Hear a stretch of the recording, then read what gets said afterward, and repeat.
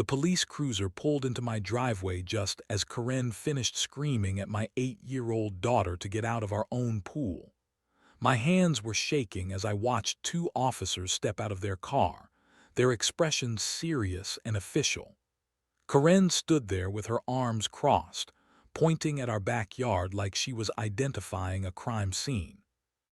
"Officer, this is exactly what I was telling you about," she said, her voice dripping with fake concern. "They have completely violated every HOA regulation we have. This pool is a safety hazard and a property value disaster." I felt my stomach drop to my feet. 3 months of careful planning, permits, and following every single rule had led to this moment. My daughter looked at me with confusion and fear in her eyes. The chlorine smell from our brand new pool mixed with the summer heat felt suffocating. That was when I realized that Karen had made the biggest mistake of her life. 6 months earlier, I was living what felt like the American dream. My wife Sarah and I had finally saved enough money to give our kids something we never had growing up: a pool. Not just any pool, but a beautiful above-ground setup that would transform our backyard into a summer paradise. I remember the morning I first brought up the idea at breakfast. Our daughter Emma, who was 7 at the time, nearly choked on her cereal when I mentioned it. Our son Jake, who was 10, actually stood up and started cheering. Sarah just smiled at me with that look that said she had been thinking the same thing. "Dad, are you serious?" Emma asked, her eyes wide with excitement. "Like a real pool in our backyard?" "A real pool," I confirmed, and the entire kitchen erupted in celebration. But I was not the kind of person who jumped into big decisions without doing my homework. I spent the next 2 weeks researching everything: HOA regulations, city permits, safety requirements, installation procedures. I printed out every document I could find and organized them in a thick blue folder that became my constant companion. The Willowbrook Estates HOA guidelines were clear about pools. Above-ground pools were permitted as long as they met specific setback requirements from property lines, had proper safety fencing, and followed local building codes. I measured our backyard 3 times to make sure we had plenty of clearance. I called the city permit office twice to confirm we had everything we needed. Sarah watched me work through all the paperwork one evening and shook her head with amusement. "Honey, you are treating this like you are buying a house," she said. "I want to make sure we do this right," I replied. "The last thing I need is some HOA drama over a pool." Looking back now, those words feel like tempting fate. The installation day arrived in late April. The crew showed up at 7 in the morning with their equipment and materials. I had taken the day off work to supervise everything and make sure it went smoothly. The kids pressed their faces against the kitchen window, watching every moment of the process. By afternoon, we had a beautiful 18-foot round pool with crystal clear water and a wooden deck that I had built myself over the previous weekend. The safety fence was installed according to code, with a self-closing gate that met all the requirements. Everything was perfect. That first evening, as the sun set over our neighborhood, I stood in the backyard watching my family enjoy the fruits of months of planning and saving. Emma was doing her version of swimming, which mostly involved jumping up and down in the shallow end. Jake was practicing his diving technique, much to Sarah's concern about his safety. "You did good, honey," Sarah said, wrapping her arms around me from behind. "This is exactly what our family needed."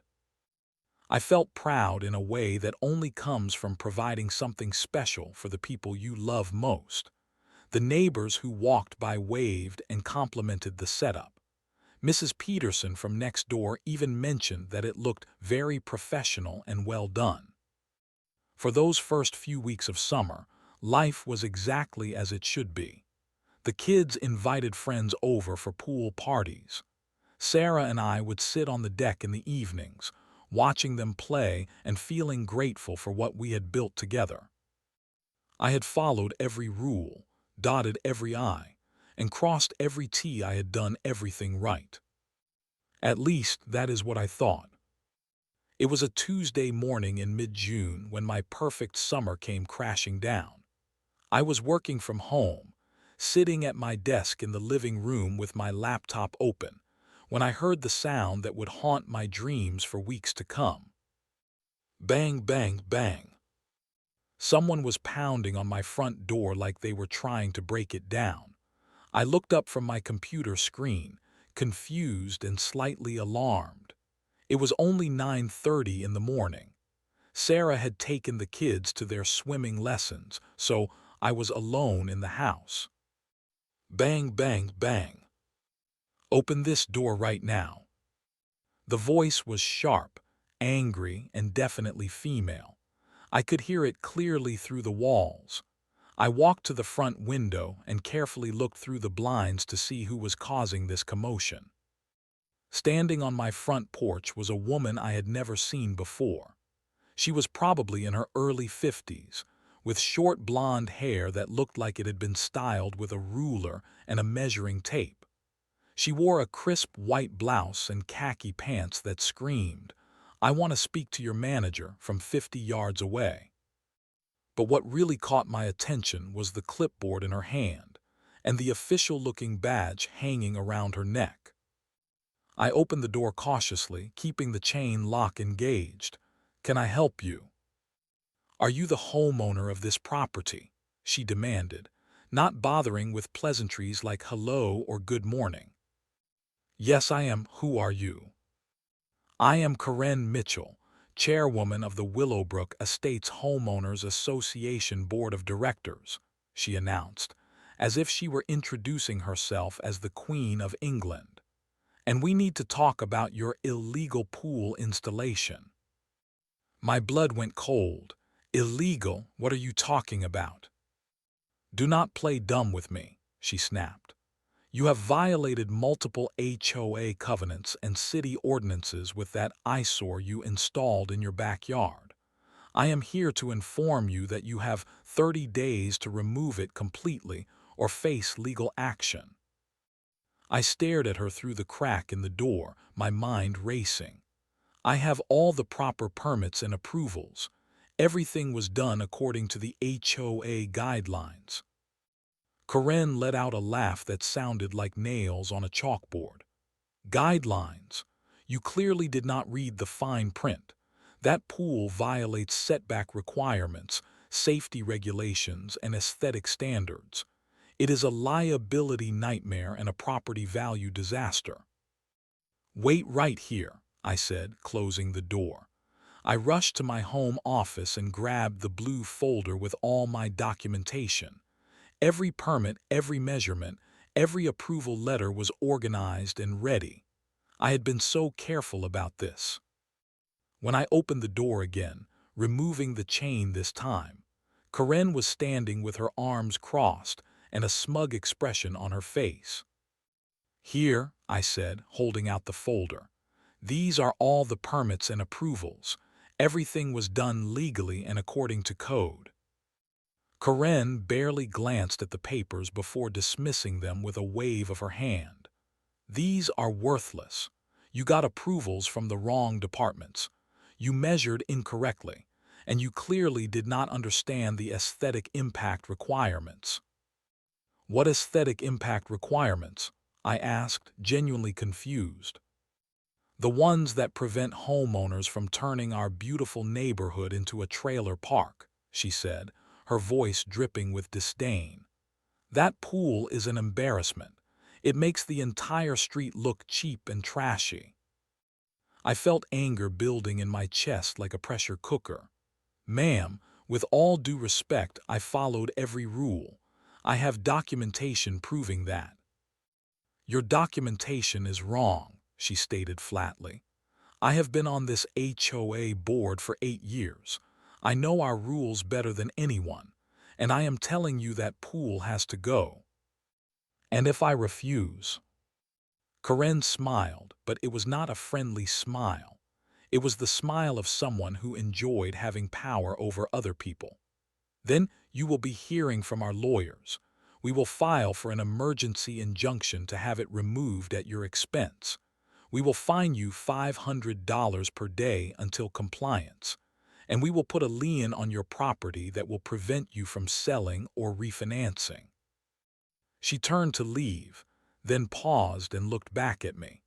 Oh, and just so you know, I will be conducting daily inspections to document ongoing violations.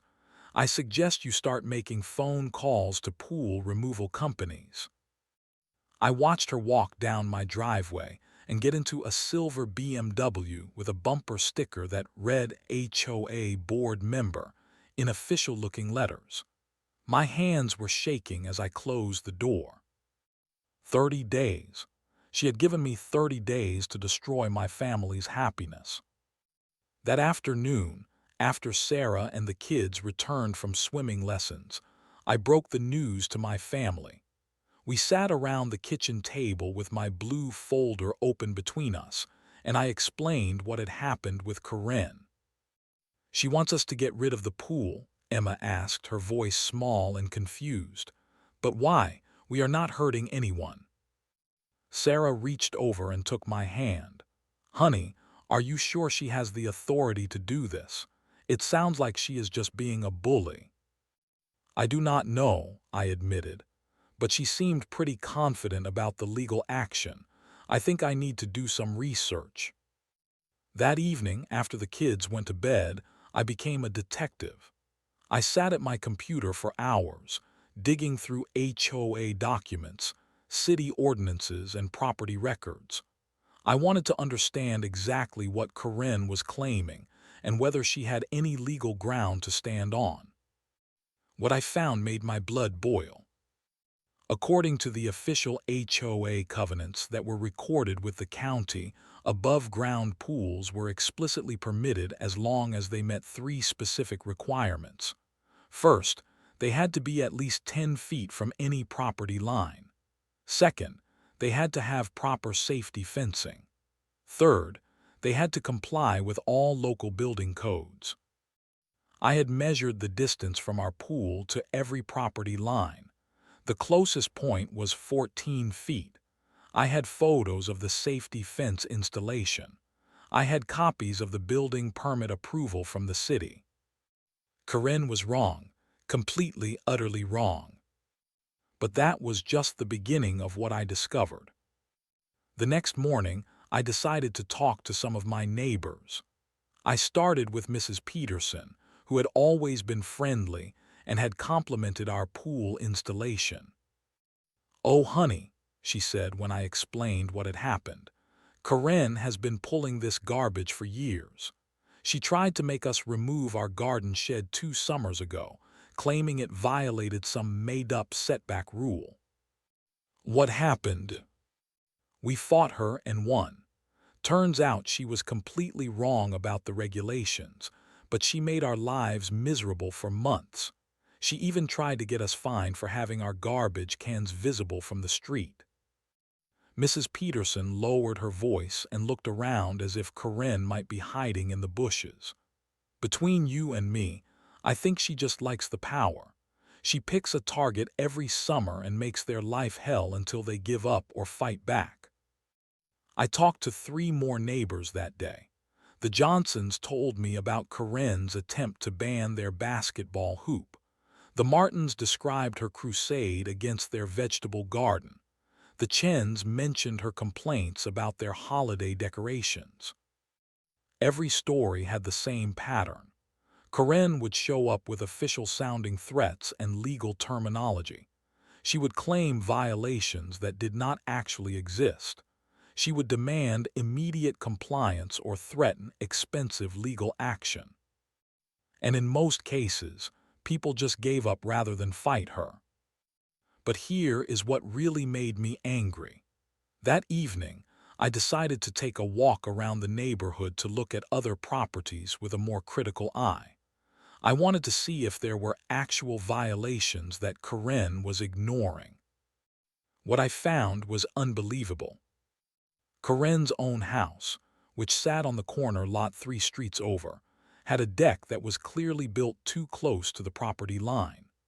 Her fence was at least 2 feet higher than the HOA guidelines allowed, and her driveway had been extended without any visible permits, creating additional parking that violated the aesthetic standards she was so concerned about. I took photos of everything. I measured distances. I documented violations that were far more obvious than anything she was claiming about my pool. Karen Mitchell, the HOA enforcement queen, was the biggest rule violator in the entire neighborhood. That night, I sat in my home office with a growing pile of evidence and a new understanding of what I was dealing with. This was not about rules or regulations or property values.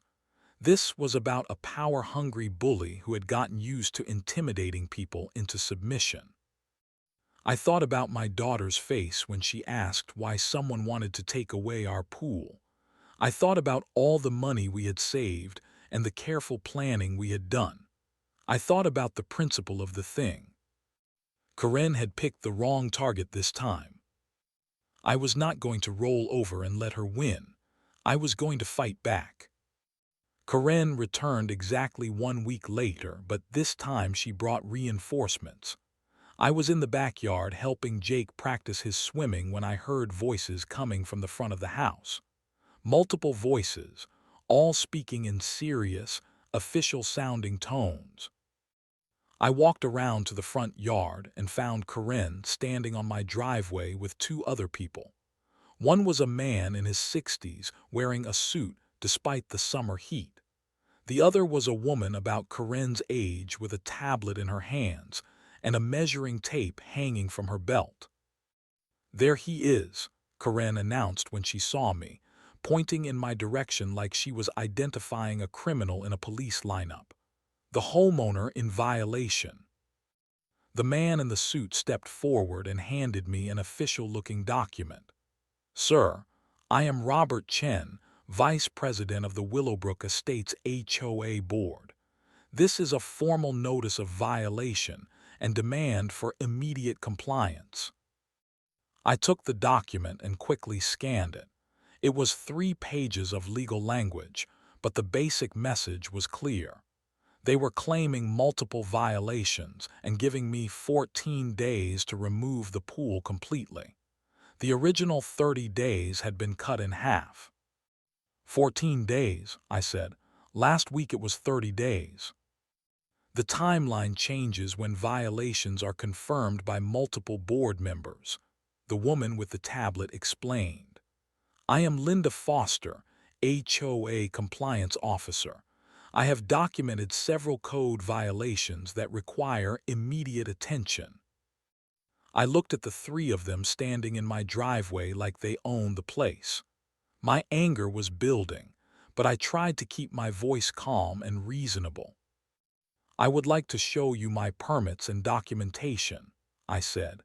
"I believe there has been a misunderstanding about the regulations." Karen let out that same awful laugh I remembered from our first encounter. "Here we go again with the fake permits." "They are not fake," I said firmly. "They are official city permits and HOA approvals." I went inside and retrieved my blue folder, now significantly thicker with all the additional research I had done. I returned to the driveway and began showing them the documentation, explaining each permit and approval letter in detail. Robert Chen looked at the papers with more attention than Karen had shown, but his expression remained skeptical. "These permits may be technically valid, but they do not address the aesthetic impact concerns or the liability issues." "What aesthetic impact concerns?" I asked. "The pool is in the backyard, barely visible from the street." Linda Foster consulted her tablet. "The pool creates a visual disruption that negatively affects property values in the surrounding area. Additionally, the safety fencing is inadequate for the size of the installation." I felt my patience wearing thin. The safety fencing meets all city requirements. I have the inspection report right here. City requirements are not the same as HOA standards, Karen interjected. We have higher standards in this neighborhood. Then show me those standards, I challenged.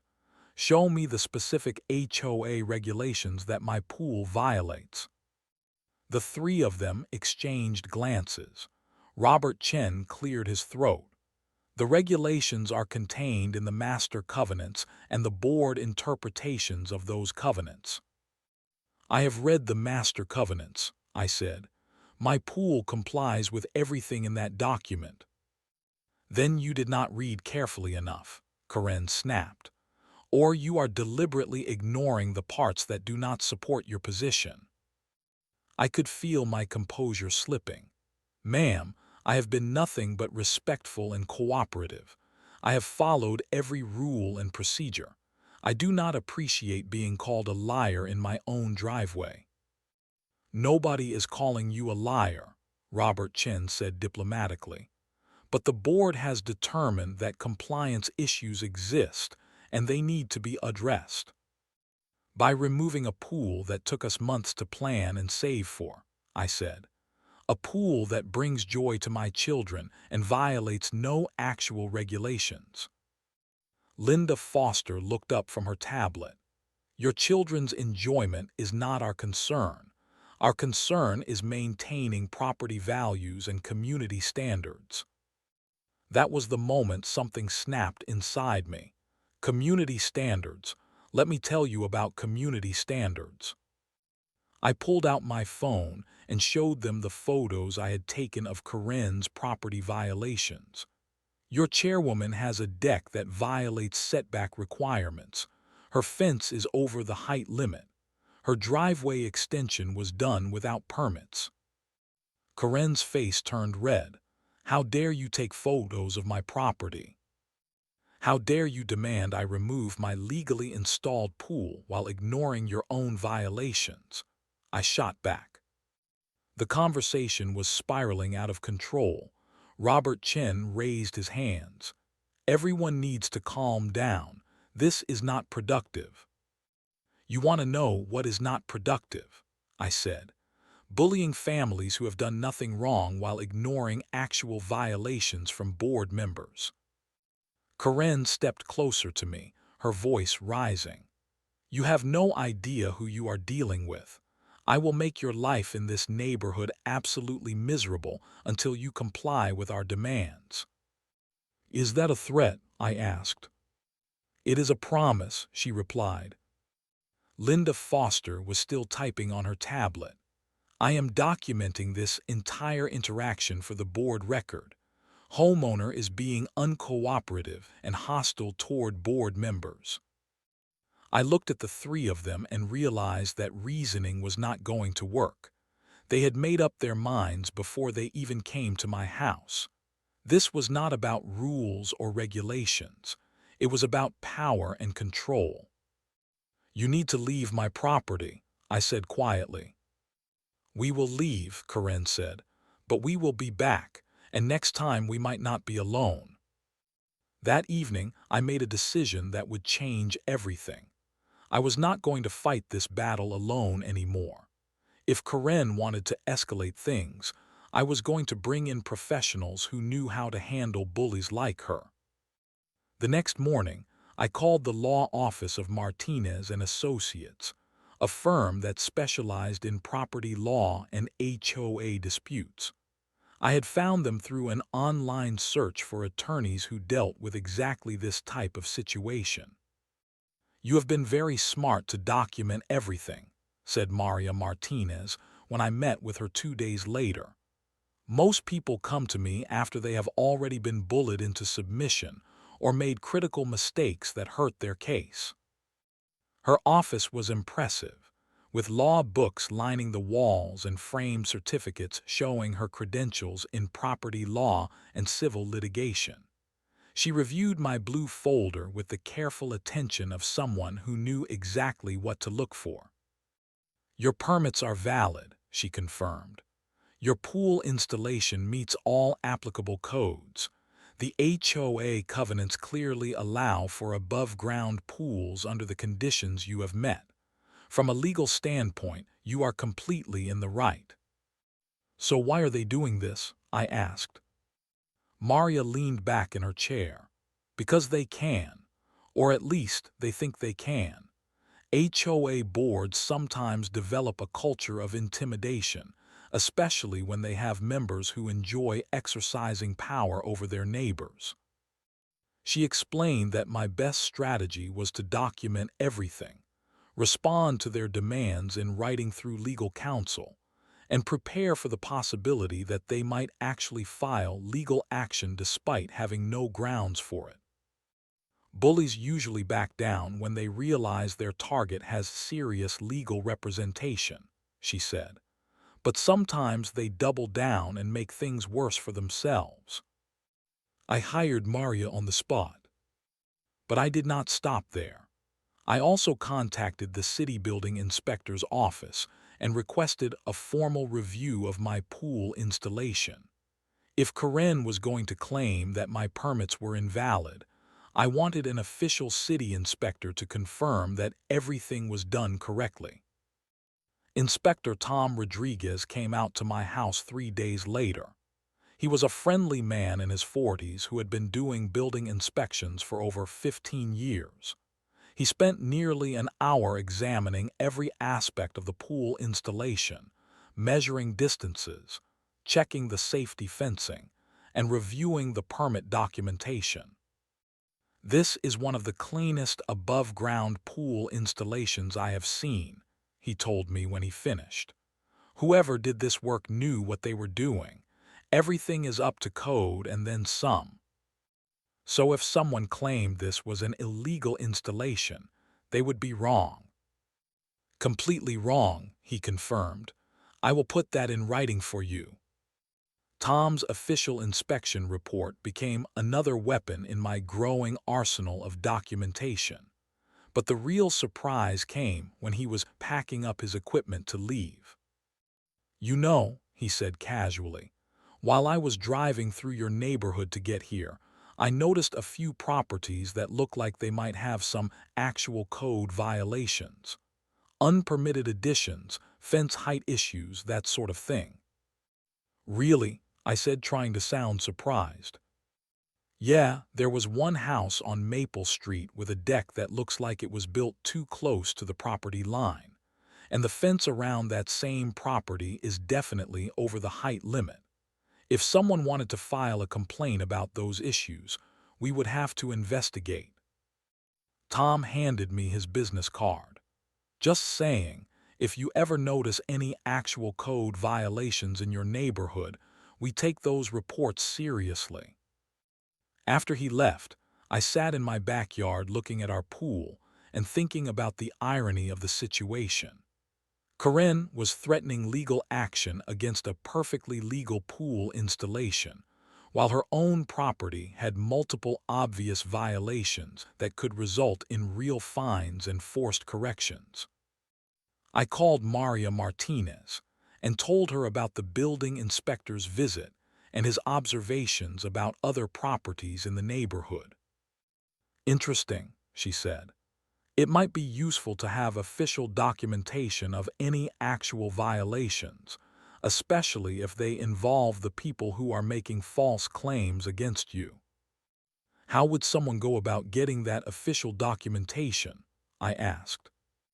"Someone would file a formal complaint with the building inspector's office. Then the city would be required to investigate and issue violation notices if problems are found." That afternoon, I filled out the paperwork to file formal code violation complaints against Karen's property. I included photos, measurements, and detailed descriptions of the unpermitted deck, the overheight fence, and the driveway extension that violated setback requirements. I also decided to do one more thing. I contacted a local surveyor to conduct an official property line survey of my lot. If Karen was going to claim my pool violated setback requirements, I wanted professional surveyor documentation proving that it did not. The surveyor, Jim Patterson, came out the following week with his equipment and spent several hours establishing the exact boundaries of my property. His final report confirmed what I already knew. The pool was more than 14 feet from the nearest property line, well within the required 10-foot setback. By the end of that week, I had assembled a legal team, official building inspector approval, professional surveyor documentation, and pending code violation complaints against the person who was trying to bully me. Karen had no idea what was coming her way. The phone call from Maria Martinez came on a Friday afternoon. "The city inspector went out to investigate the complaints you filed," she said. "Karen Mitchell has been issued formal violation notices for 3 separate code violations. She has 30 days to bring her property into compliance or face daily fines." "How much are the fines?" I asked. $200 per day, per violation. If she does not fix the problems, she could be looking at $18,000 in fines over the next 3 months. I felt a smile spreading across my face. What happens next? Now we wait and see how she responds. In my experience, bullies usually get very quiet when they realize they have bigger problems than the ones they are trying to create for other people. Karen's response to the code violation notices was not quiet. It was loud, aggressive, and absolutely spectacular in the worst possible way. She showed up at my house the following Tuesday morning with 2 police officers in tow. I was working from home again when I heard the familiar sound of car doors slamming in my driveway. But this time, when I looked out the window, I saw something that made my heart race. A police cruiser was parked behind Karen's BMW. I opened the front door before anyone could knock. Karen stood there with her arms crossed and a triumphant expression on her face. Behind her were 2 uniformed officers who looked like they would rather be anywhere else. "Officers," Karen announced dramatically, "this is the homeowner I told you about. The one with the illegal pool installation and the harassment campaign against HOA board members." One of the officers, a middle-aged man with sergeant stripes, stepped forward. "Sir, we received a complaint about property violations and harassment. We need to ask you a few questions." "Of course," I said calmly. "But first, I think there may be some confusion about what is actually happening here." I invited everyone to step into my living room, where I had prepared for exactly this possibility. My blue folder was sitting on the coffee table, now expanded to include all the legal documentation, inspection reports, and surveyor findings I had collected. "Ma'am," I said to Karen, "you have accused me of having an illegal pool installation. Here is the city building permit, the inspection approval, and the professional surveyor report confirming that everything meets all applicable codes." I handed the documents to the sergeant, who reviewed them carefully. His partner looked over his shoulder, and I could see their expressions changing as they realized the permits were legitimate. "And regarding the harassment claim," I continued, "I have only communicated with the HOA board through my attorney, as is my legal right." Karen's confident expression was starting to crack.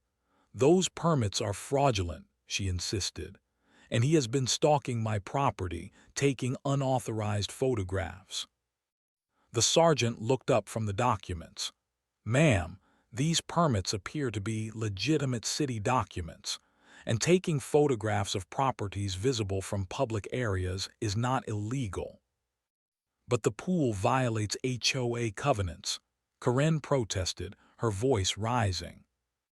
"HOA disputes are civil matters," the sergeant replied. "Unless there are criminal violations, we cannot enforce HOA rules." I decided this was the perfect moment to reveal my ace in the hole. "Officers, I think you should know that the person making these complaints is currently under investigation by the city for multiple code violations on her own property." Karen's face went pale. "That is a lie." I pulled out the copies of the violation notices that the building inspector had issued to Karen's address. These are the official notices from the city building department. 3 separate violations, with potential fines of $600 per day if not corrected. The second officer examined the notices. "Ma'am, is this your address?" Karen snatched the papers from his hands. "This is ridiculous. These violations are bogus, just like his permits." "Actually," I said, "I have photographs documenting each violation, taken from public areas. Would you like to see them?" The sergeant was starting to look annoyed. "Ma'am, it sounds like you have some code violations to address on your own property. And sir, your pool appears to be properly permitted. I do not see any criminal matters here." But Karen was not finished. In fact, she was just getting started on what would become the most spectacular meltdown I had ever witnessed. "This is unacceptable," she screamed. "I am the HOA board chairwoman. I have been protecting property values in this neighborhood for 8 years. You cannot let him get away with this." "Ma'am, you need to calm down," the sergeant said firmly. "I will not calm down. Do you know who I am? I know the city council members. I know the mayor. I will have all of your jobs if you do not arrest this man right now." The officers exchanged glances. The second officer stepped forward. "Ma'am, you are creating a disturbance. I need you to lower your voice and behave appropriately." "I am behaving appropriately. He is the one who is breaking the law." That was when I heard the sound of car doors slamming outside. I looked through the window and saw that several of my neighbors had gathered on the sidewalk, drawn by the commotion.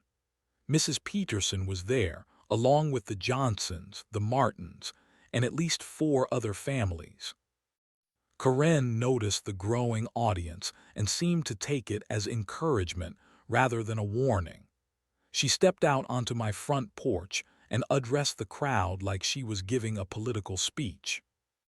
"Everyone needs to see what is happening here," she shouted.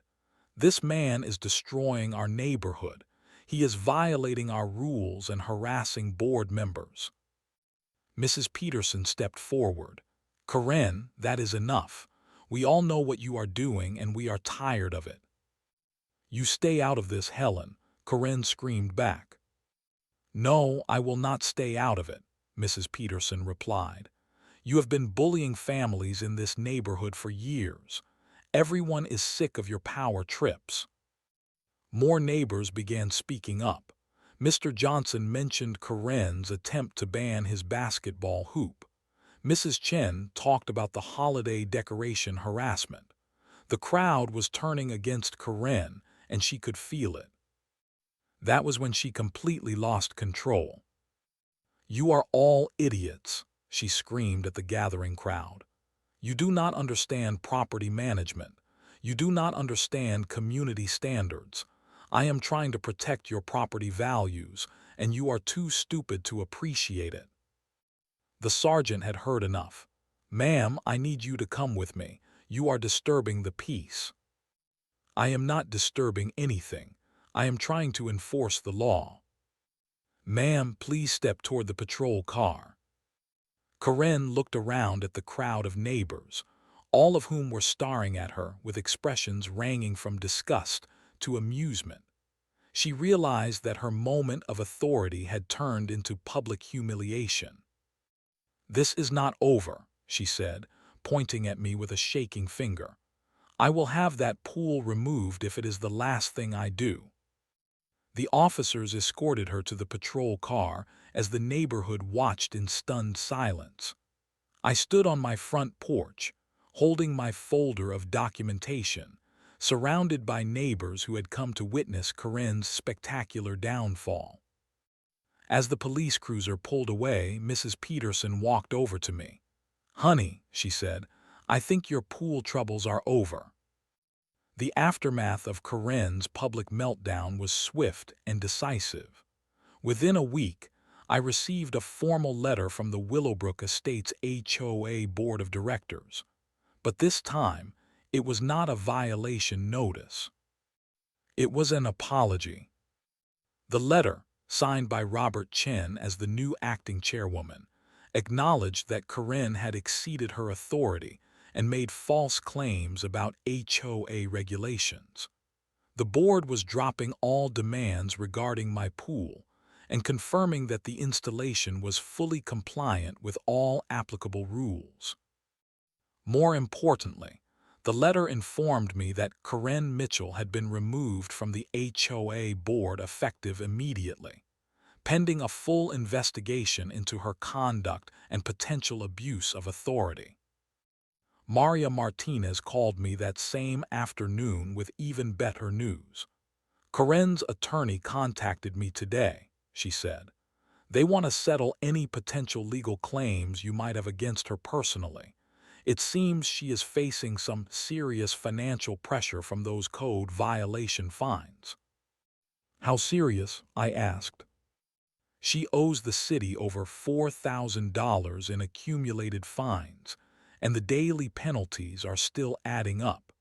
Her attorney is hopping to avoid a harassment lawsuit on top of everything else." I decided not to pursue additional legal action against Karen. The public humiliation and financial consequences she was facing seemed like enough justice for what she had put my family through. The best part came that evening when I broke the news to Sarah and the kids. We were sitting around the kitchen table, just like we had been when this whole ordeal started. "So we get to keep the pool?" Emma asked, her eyes lighting up with excitement. "We get to keep the pool," I confirmed. Jake jumped up and hugged me. "Dad, you are the best. Can we have a pool party this weekend?" "I think that sounds like a perfect idea," Sarah said, squeezing my hand under the table. That Saturday, we hosted the biggest pool party our neighborhood had ever seen. Mrs. Peterson brought homemade cookies. The Johnsons contributed hamburgers and hot dogs for the grill. The Chens showed up with a watermelon and enough pool toys for an army of kids. As I stood in my backyard, watching children splash in the pool that I had fought so hard to protect, I felt a deep satisfaction that went beyond just winning a dispute. I had stood up to a bully who thought she could intimidate me into submission. I had protected my family's happiness and proven that doing the right thing and following the rules actually matters. Karen's house went up for sale 2 months later. The new owners seem much more reasonable. Our pool is still there, still bringing joy to our family and friends. And every time I see those clear blue waters sparkling in the summer sun, I remember the lesson that this experience taught me.